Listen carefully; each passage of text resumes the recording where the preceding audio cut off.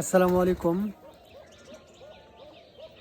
যে কারণে তোপের মুখে পড়েছিল ভোক্তা কর্মকর্তা আব্দুল জব্বার সাহেব, সে একটা লোক কি জোরে কথা বলে বলছে যে এখন কমিটি নেই, আমি এখন এখানকার সভাপতি, আগের সভাপতি আর নেই, এখনকার আমি সভাপতি, সব দোকানপাট বন্ধ করে দেন। এটা কিসের ক্ষমতা সে বলছে? এরকম ক্ষমতা যদি দেখাইতে থাকে, মানে 5 দিনের ব্যবধানে যে ছোলা বুট এইগুলার জন্য সে মাঠে নেমেছিল এবং 5 দিনের ব্যবধানে ছোলা বিক্রি হতো 75 টাকা, আর 5 দিনের মধ্যে বাড়িয়ে করেছে 80 টাকা।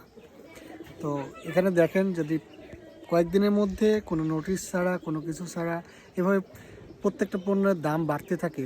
অন্যান্য দেশে দেখি যে রমজান আসলে সব পণ্যের দাম নিয়ন্ত্রণে আসে, কমে, মানুষ হালালভাবে সুন্দরভাবে ব্যবসা করার চেষ্টা করে।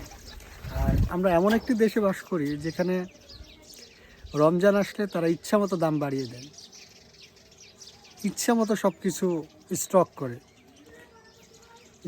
রেখে ইচ্ছা মতো বিক্রি করে। তো যাই হোক, আমরা সুষ্ঠু তদন্ত এবং সুষ্ঠু বিচার আশা করছি বর্তমান সরকারের কাছে থেকে।